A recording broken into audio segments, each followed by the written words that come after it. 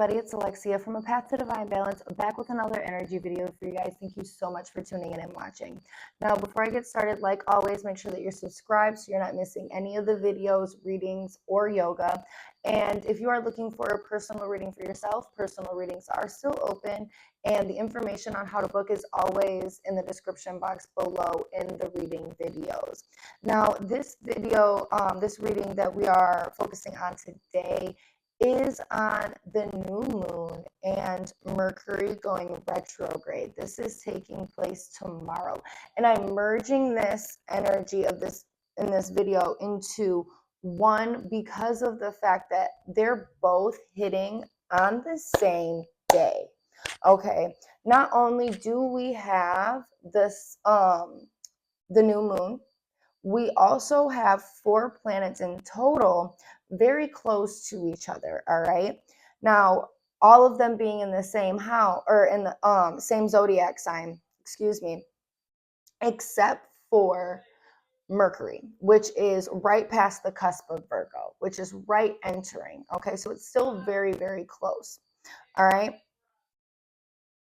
So I want to go ahead and dive in and look at this and see what it is that we are looking at. Now, I do want to kind of go over some things intuitively that I am feeling before we dive into the cards, just from looking at the chart, you guys.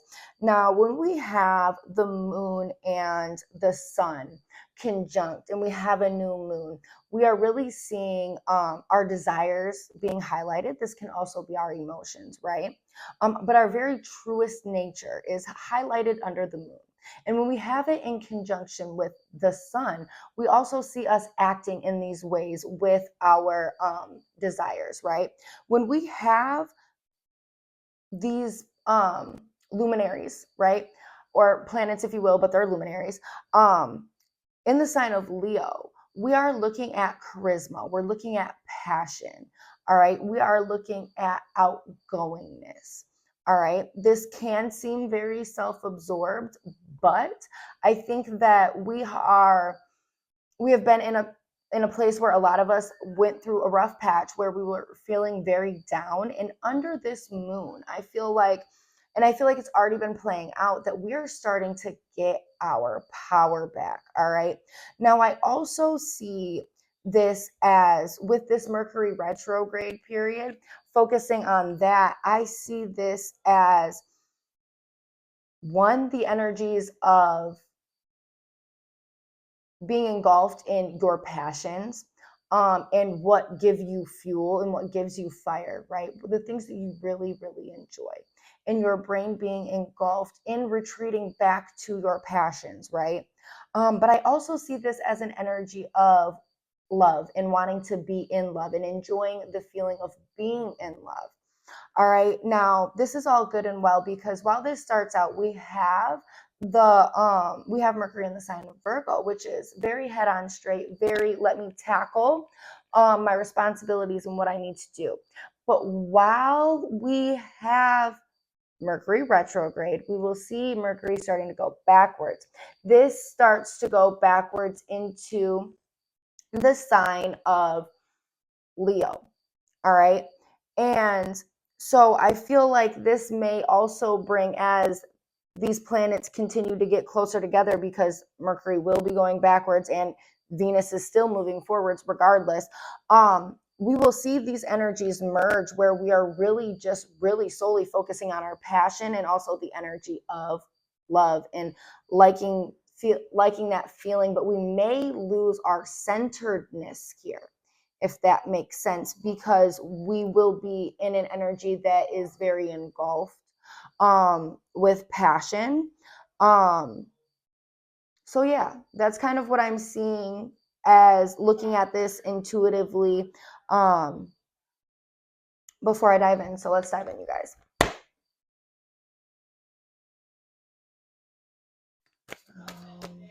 How is this energy with Mercury going retrograde and the new moon in the sign of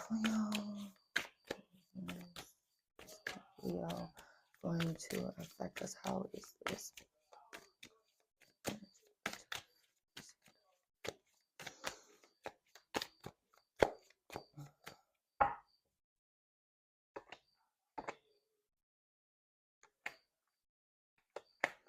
Okay.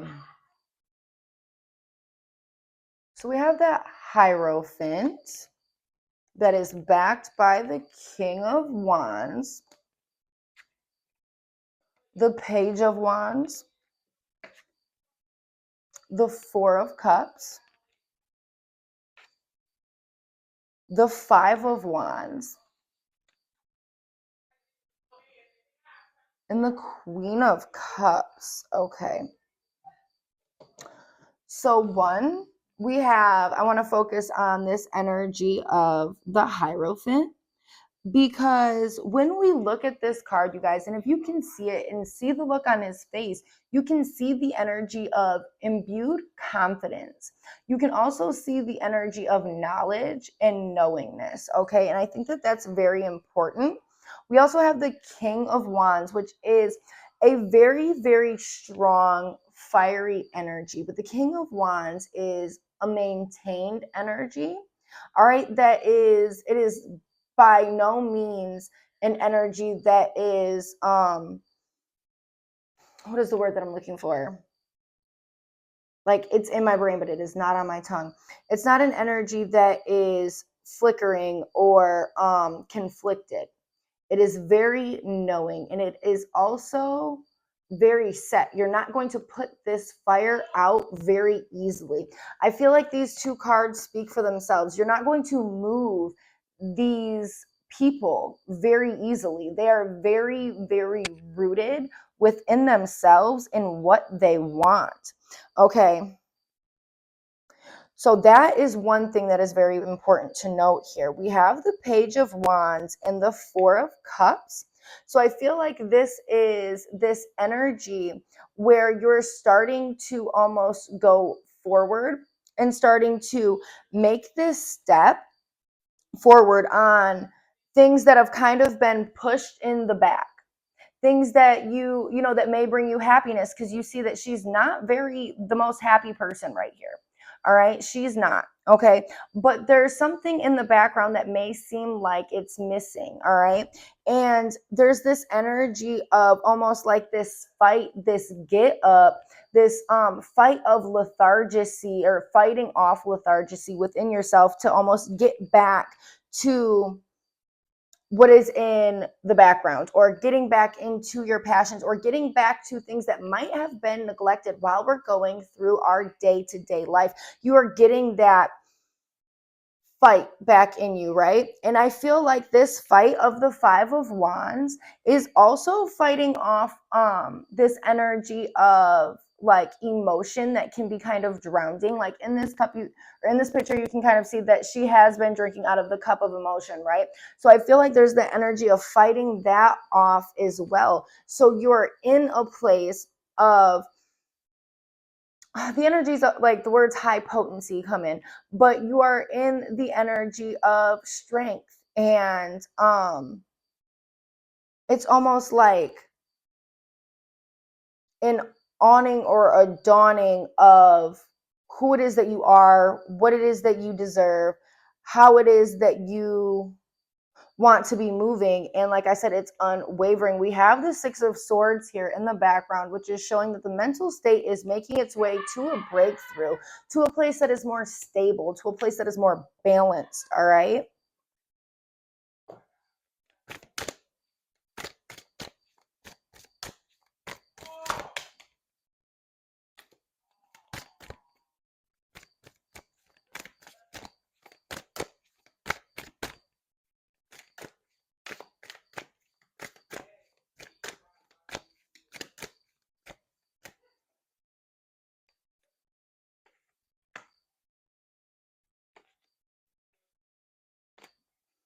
All right. And we have the Nine of Swords,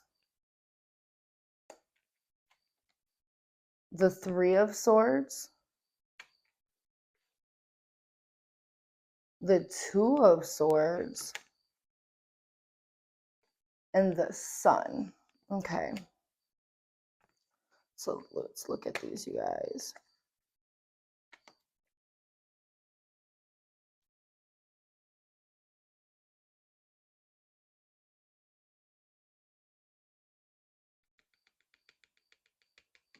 Mhm.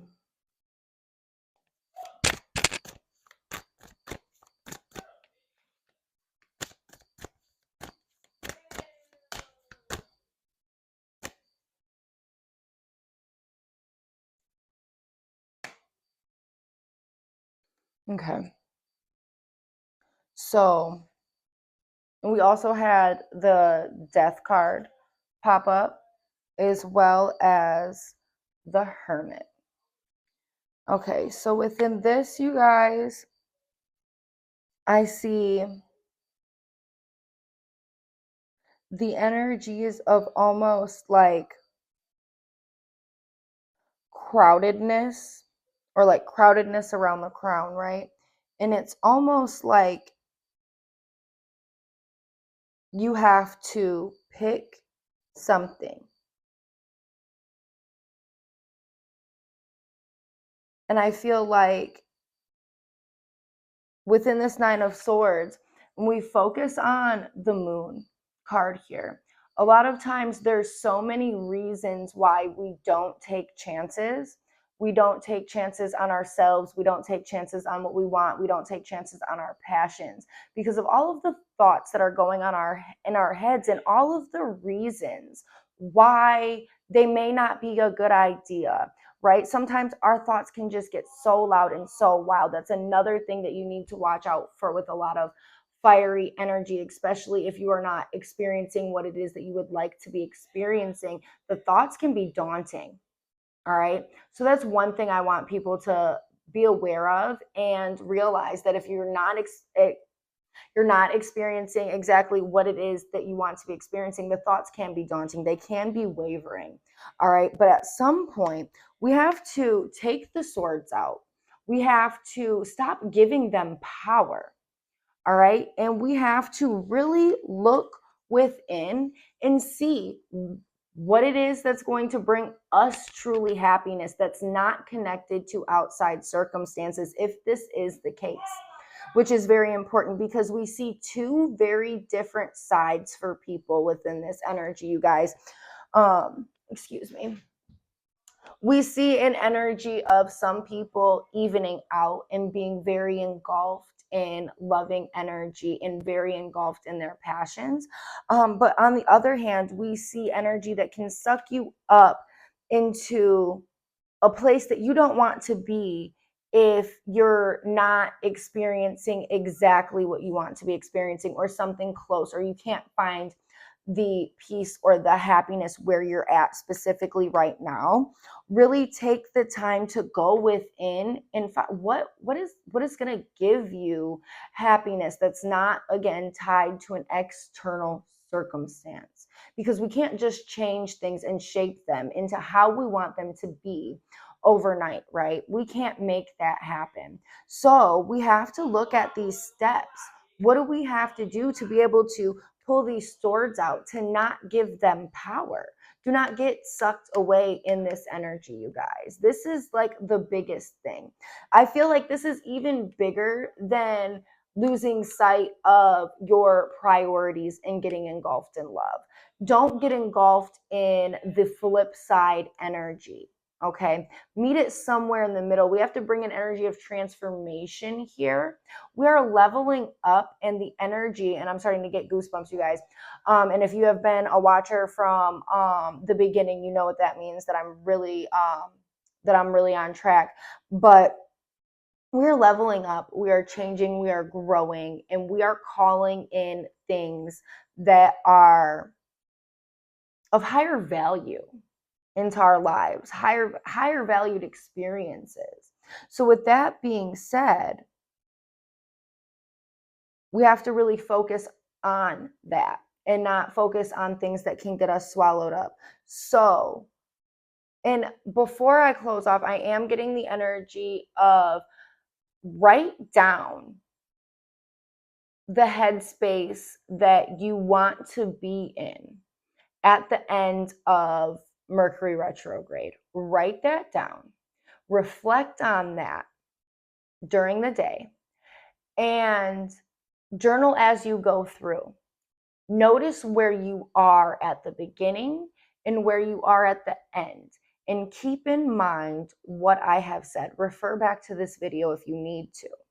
We need to bring a bridge of balance very strongly within this energy, you guys. And with that being said, make sure that you are not getting pulled one way or the other. All right. I love you guys. I hope that this video has been informational and that you guys find it right on time. And